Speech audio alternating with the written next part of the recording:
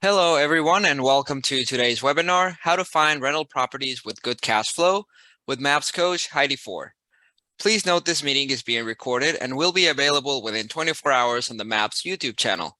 Currently, everyone's on mute. However, if you do have any questions for Heidi, please type them into the chat box. Following the meeting, if you have any questions about today's call or our other coaching programs, please email us at fasttrack@kw.com. And that's all for me, Heidi. Please take it away. Thank you, and thanks everyone for being here today. I see lots of friends in the chat box. Hi, friends. In the participants room. Nice to see you all. Thanks for being here today. There are two parts to today's 30-minute session. Hi, Brian. Hi, Jordan. Hey, Apple, I see you over there. There are two parts to today's session: finding the rental properties and making sure they have good cash flow. So we're going to talk about both of those today. And just a little bit about me, like 30 seconds. Promise this won't take long. I just want to let you know that I know what I'm talking about. I've been here and done everything that I teach in my courses. I've been a realtor for 20 years. I've been a MAPS coach for 7 years, and I own 55 rental units, and I bought all of them since 2018 when people said there's nothing to buy, it's a terrible time to buy, there's no inventory. Well, I have found them, and I share in this course that I teach how you can find them too. So before you take action in this class or any of my classes, you might need to talk to an attorney, depending on what the question is, or an accountant or financial planner, or a realtor if you're not a realtor. But always consult a professional before taking action. There are 3 different types of leverage when it comes to finding rental properties and deciding on whether or not to buy them: tools, systems, and people. Tools to help you save time, systems to help you be organized and efficient and save time, and people to help you find potential properties, and people to give you advice, like me, of what they've done to help you save time and make more money. Today is a 30-minute sample of an 8-hour course. So it's going to feel like we're water skiing over a lot of this. And in the course, we actually scuba dive on each thing and get a lot more specific and more detailed. You're still going to love today's 30 minutes, so you were going to get a lot of awesome content that you can apply immediately. So let's get started. We're going to get started by defining, what does good cash flow mean? If we're going to find properties with good cash flow, we need to define good cash flow. So every single investor that I know has a different definition of this. Some people say they look for a certain amount of dollars per month in profit. Like they might say $200 per month profit after paying a property manager, or $300 per month in profit if there's not a property manager, or $300 a month if it's on a 30-year note, $200 a month if it's on a 15-year note. These are all the different types of criteria I hear people talk about. Other times I've heard investors say what they look for is they don't even look at cash flow in their markets, they look at appreciation. I'm here to tell you this is not the time to do that. Please make sure a property cash flows and don't buy on appreciation, because we're not guaranteed appreciation next year. Depending on which doom and gloom articles you read, it may be non-existent. So make sure your property cash flows. And look at your cash on cash return, the amount of cash you put into it, and then over the course of a year, what your profit is, and you divide that and find out the percentage that you're making on the cash that you've invested. So all of these things are important. Yes, you want to buy in an area that's appreciating. Yes, you want good cash on cash return. And yes, make sure it has good cash flow for you. There are a couple different ways that you can check on the cash flow to evaluate a property. First, you're going to want to find out what your monthly payment would be. This is assuming you're not paying cash. You can go to bankrate.com or your local credit union to look up what today's rate is for a rental property, and then put that into either your spreadsheet that you use or into the app that you use to determine your cash flow. There are 3 different ways that I look at properties. The first way that I look at properties as my filter to decide if I want to go a step further is this app called Ballpark Deal. I put things into that app first because it is a really quick way to see, does the property cash flow what I want it to? And if it doesn't even get past Ballpark Deal, I don't go any further. But if it does get past the Ballpark Deal screen, I'll put it into Deal Check. And Deal Check it takes a little bit more time. And then I double check that with my Google Sheet, because I always trust my Google Sheets. Those of you that know me are laughing right now. I have Google Sheets for everything in my life. This is one of them. So I have my Google sheet where I just go in and double check all of the things. And that's what that looks like. This is what ballpark deal looks like. It's a very quick way to analyze if I have these different criteria and these different inputs, is that screen going to light up red or green at the top based on what my criteria is as an investor in my area. Again, all of us are going to be different. No judgment if your criteria is different than mine. This is what deal check looks like. As you can see, it's got a whole lot more details in it. I love details, so I really appreciate this. If you're a realtor and you have investor clients, consider running the deal check report on the next property that they might consider purchasing. And they really are going to appreciate, they're going to be very impressed that you're able to come to them with this report. So if you're a realtor, write down deal check. Dealcheck.io is their website, or you can go to your app store and download the Deal Check app or the Ballpark Deal app. I like using these apps on my phone, especially Ballpark Deal, when I'm walking through properties, just to see if it's, because I always have my phone with me, and I can easily just filter out if something is definitely not a good deal. And then go back and spend the 20 or 15 minutes on Deal Check later. So those are a few, yes, repeat the sites. Dealcheck.io and Ballpark Deal. And these are apps and their websites. Or you can do Google Sheets, let me go back to that, where you can just have your spreadsheet that has all of those same things. So what's nice about Google Sheets is that you can add fields for things that are specific to a certain property versus just using the templates that are available on Ballpark Deal or Deal Check. So pros and cons to everything, right? So those are some tools that you can use to save time and help you make money. Another tool to use is your Google Calendar or whatever digital calendar you use. Block time either every day or once a week to go look for properties. I have a recurring calendar event that's set up, and inside that calendar event in the notes section, it has all of the websites where I go to check on properties. This has been a huge piece of my success. And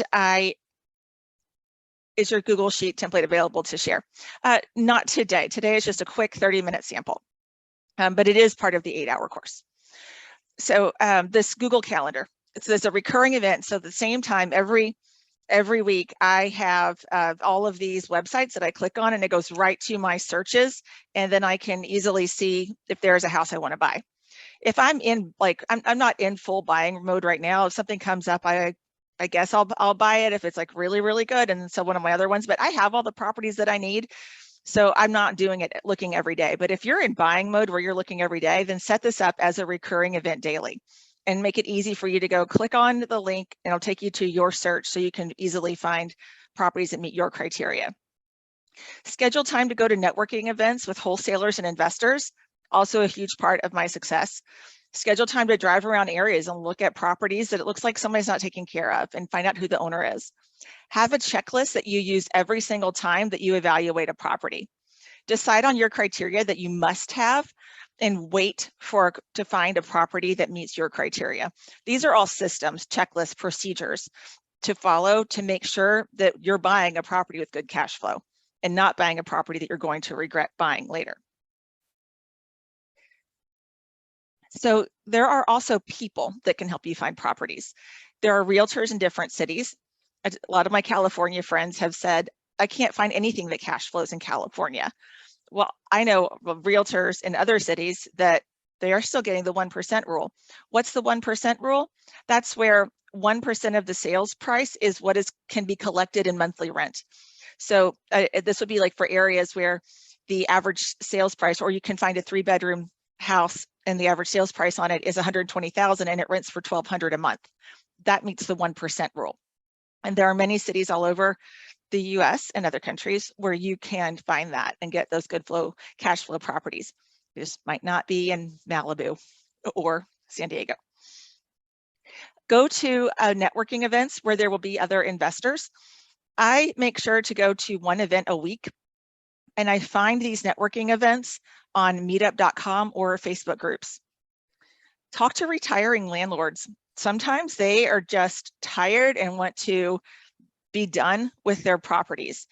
We'll talk more about this in future videos, but this has been a good place to buy houses. Oh, one more. Your friends and family who know people that have a house to sell and they don't want to put it in the MLS. This could be a probate attorney, a divorce attorney. It just could be friends that have properties that thought they wanted to be landlords and then found out it was a lot of work and they don't want it anymore. And they're like, I don't even want to deal with the showings, just buy it. So that could be one. You could also hire an assistant to look for properties for you, either virtual or local. Virtual assistant or local assistant. People, tools, and systems. Another tool would be looking at for sale by owner websites, setting yourself up to get an email alert every time a property comes on the MLS that meets your criteria. Looking at county foreclosures websites where foreclosures are auctioned, like live in-person auctions. Setting yourself up for searches for the online auction companies. I've bought several houses that way. And another website that could be a great tool for you in finding properties is the websites that sell list of property owners. There are 3 of these that you might want to check out: PropStream, Deal Machine, and List Source. Those are 3 websites that sell lists of addresses. You can choose one of these to buy your list of addresses that you want to send mail to, either letters or postcards. Design again to. Oh, thanks, Penny. Penny says terrific info. Okay, so I'm going to show you how to use these lists for postcards. This is my postcard system. This is the system that I talked about at Keller Williams Mega Camp when I was on stage with Gary Keller and Jay Papazan and Jason Abrams. Here is the procedure that I have used to successfully find and buy properties from sending out postcards. And I know that there are some people that are like, postcards, wasn't that so 1980s, maybe 1990s? Well, it still works, and I'm here to tell you how I do it. The first thing you need to do is decide on your ideal respondent. Who is the ideal person that you want to reach through this method? You know, and all good marketing has the right method and the right message. So if your method is postcards, what's your message? And you need to decide who you're speaking to in your messages and how you want them to receive your message. How do you want them to feel when they get it? What words would they want to hear? Just think like your respondent. What problem are you curing for them that you can describe in your postcard, or that a problem that they might have in their life that would be cured by what you're offering in your postcard? So decide on your ideal respondent, create the front of the postcard using Canva, or at least that's what I do, and then create the back of the postcard. And then I always want to talk to, with my messages in my postcards, talk to them one-on-one, as if I'm just speaking to them directly. I don't want it to sound like it's coming from this huge corporation and I'm sending it out to thousands of people. I want it to sound like I chose you to send this postcard to today, and I'm speaking these words directly to you, the respondent. That's how I want my messages to be received. So the next step in this procedure is find out where your ideal respondent gets their mail, and you'll want to find their mailing address, because it might not be where the house is that you want to buy, or fourplex or duplex or whatever your ideal property is. So you've got to decide, where is your ideal property, who owns it, and where do they get their mail? Once you have that list, save that list as a CSV file in a Google Sheet and make changes to it, or an Excel sheet. If you like Excel, it's fine. Make changes to it as you get calls and emails from the postcards, and as you find out addresses that need to be deleted. Either somebody says, take me off your list, I get too many postcards, or somebody says, I'm never going to move, I'm never going to sell that house. Okay, delete them, delete that line, that's fine. Or if you get it returned, like unable to deliver, just delete it. Because you're going to want to keep reusing that same list over and over every 6 weeks. Don't pick a new list each time. Send it to the same list at least 3 times, but I prefer to do it 6 times before you quit on it. Then you're going to want to hire a postcard printing company.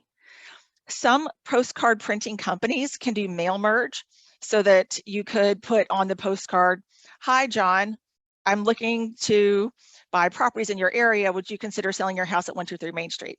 And some companies don't have that. Like, for example, Vistaprint doesn't have that, but they're really cheap. Other companies are more expensive, but they have that ability. So you just need to kind of figure out for you, how much money do I want to spend and how fancy do I need this postcard to be? Some can even do Google Street View images of the property on the postcard, which is kind of cool. But I'll tell you, some people think it's kind of creepy. They're like, "Did you drive by my house and take a picture of it?" I'm like, no, it's just a Google Street View image. And you want to, whoever you get, double check their work, really look at those proofs before they go out, because if they're going to, the postcard printing company, if they make a mistake, it just looks really bad, and it's gone out to, like, thousands of people. If you're sending it out, at least hundreds of people, right? So just double check the work 2 or 3 times before you tell them, "Yeah, it looks good, go ahead and send." And then if you do get people that call or email or text and say, "Stop sending me postcards. This is so annoying. I can't believe you're doing this." Okay, just be kind. And for the people that are like, "I don't know if I want to sell," be persistent. Send a postcard every 4 to 6 weeks, because it may not be right for them right now, but in 3 months, it might be the right time for them to sell. You might be helping them with a problem. So just show patience and perseverance when you follow up. And finally, if you're going to send out a postcard that says, "I'd like to make an offer on your house," you need to be ready to make an offer on their house. Have your offer ready to go. Be ready to put it in the mail or email it immediately while they're in that mode of, "Yes, I'm ready to sell it. Let's do it." Or ask to go give it to them in person. Of course, make your offer, if you're not going to go through it first, make your offer contingent on a walkthrough and or a home inspection. I'm going to show you now some examples. Here is what I did that got a great return, a great response. I took a notebook paper. I keep this notebook with me all the time, and a Sharpie, and I wrote on it, "Hi, I'm Heidi. Would you consider selling your house to me?" Like, hand wrote it in my handwriting and on my notebook. And then I took my cell phone and took a picture of it. And then I uploaded that picture to Canva, because I wanted to put a picture of me on it to make it even more personal. So this is what it looked like once I took a picture of it, uploaded it to Canva, and stuck my face on it. And that is actually a picture of the postcard that was sent out. I sent myself a copy. And it generated some phone calls and emails and text messages, and it was great. So the back of it, first, before I show you the back, I went to listsource.com to buy my list. And in List Source, just like in PropStream or in Deal Machine, you can go in and get very specific with what list that you're buying, how many people are going to be in a certain zip code, and then out of that, how many of them own the house, and then out of that, like, what is the amount of or price range of the house that you would consider purchasing, and how many of them have a complete address. Now, even though it says complete address on here, you're still going to get some returned to you. Don't get mad about it. It just is what it is. It's going to happen that way. And then you can actually even go into, like, their foreclosure status if that's something that's important to you. So really choose think of the house first that you want to buy, and where it is, and how much that you feel like you could buy it for and still have a cash flow, and then find out where that house is and who owns it and how to reach them through mail. So here's the back of it. This one looks like handwriting font, but it's not it's just a computer font, and it has that mail merge. As you can see, it says, "Hi, owner first name." And then, "Hi, I'm Heidi. I was wondering if I could send you an offer to buy 123 Main Street." And then there's a Google Street View photo of 123 Main Street. "If so, call or text me at 502 blah, blah, blah, or email heidi4@gmail. Thanks for considering it, Heidi." And that's a same thing. I signed it on a piece of paper, took a picture of my signature, uploaded the picture when I was making the Vista print. I'm sorry, when I was making the Canva design. So it looks handwritten. It's actually my signature. It's actually my email. And as you can see, I didn't use a corporate email address. I used a personal email address and a personal cell phone number, not a 1-800 number. I just because, like, in my opinion, I was thinking I want people to feel like I'm a real person and not there's just some big company that's going out and buying up a bunch of houses. There are companies like that, and I'm sure they get postcards from those big companies, and I wanted mine to be different. I wanted mine to be like from a person to a person about a house, instead of big, huge company buying up a bunch of properties, singing it out to everybody. So that's my postcard system. Once people started responding to that postcard, I put them in this spreadsheet. I told you I love a good spreadsheet.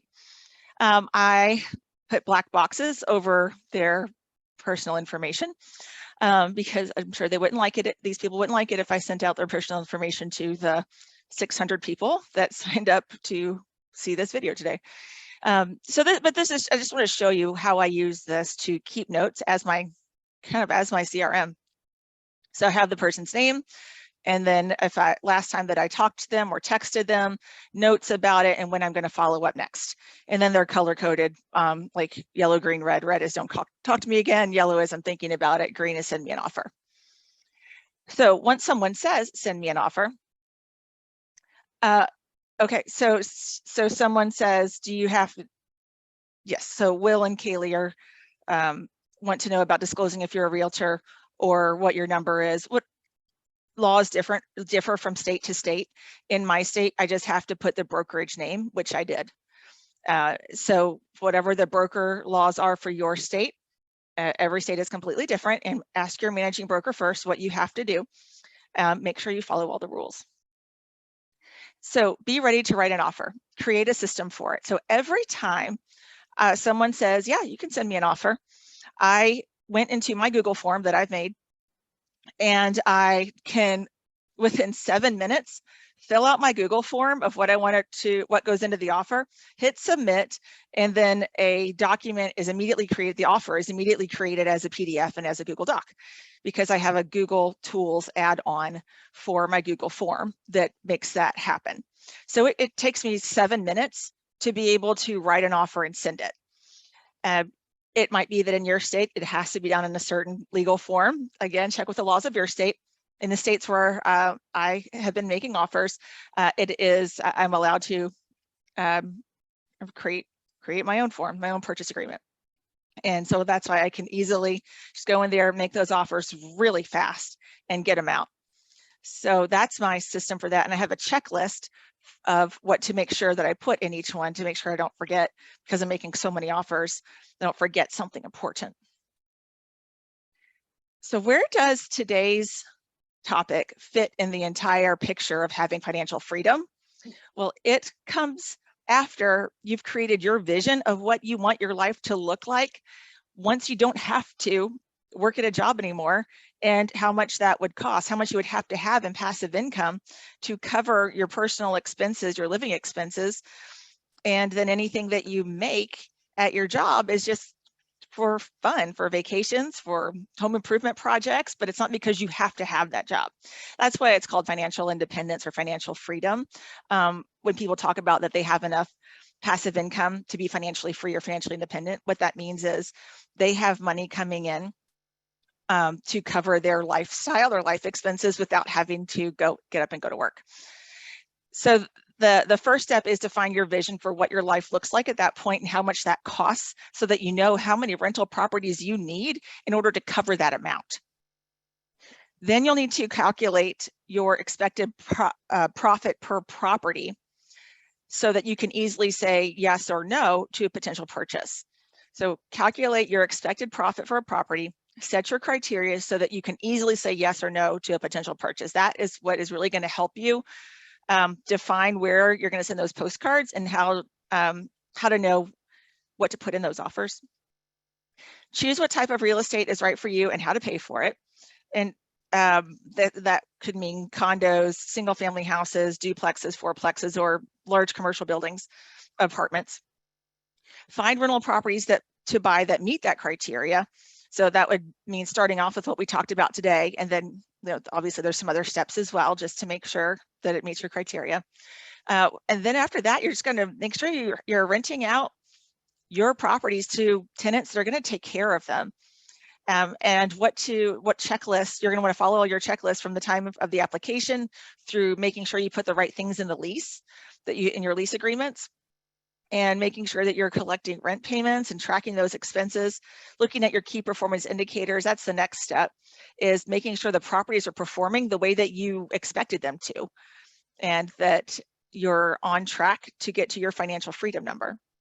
And then finally, once you get there and you have that amount of income coming in from rental properties profit to pay for all of your life expenses, the next thing you're going to do is just keep looking at those key performance indicators and making sure you have your properties in the right trust or the right LLC that's structured correctly for you, for your business.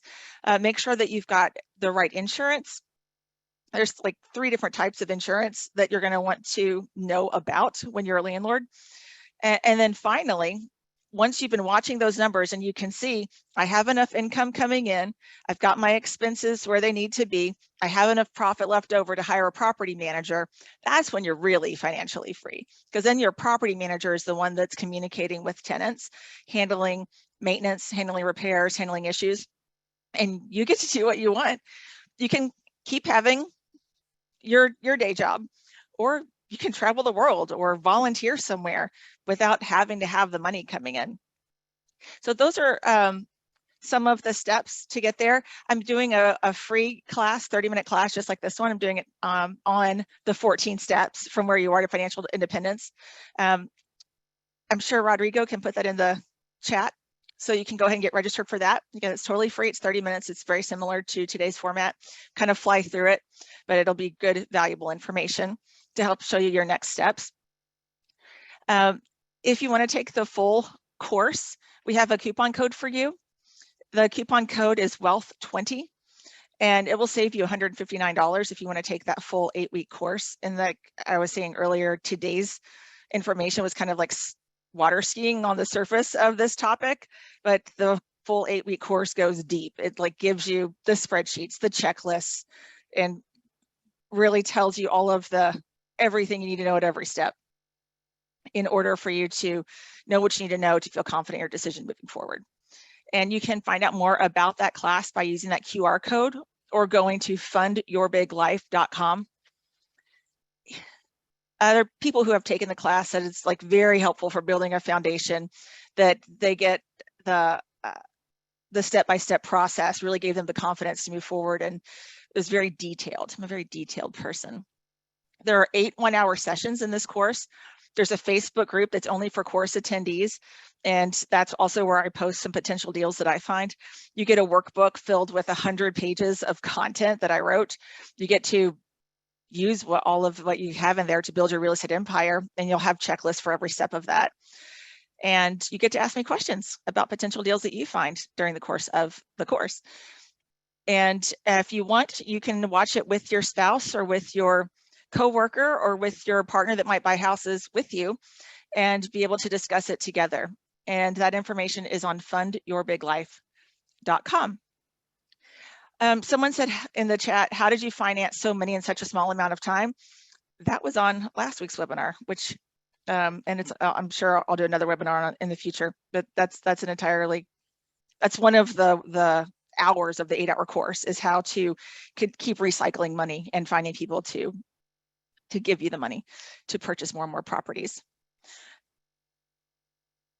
And let's see. Someone says, tell us about the cookies you sent. I just went to Kroger and got some good cookies through the grocery store and just sent it to them with a note saying that I appreciate them taking the time to talk about their house.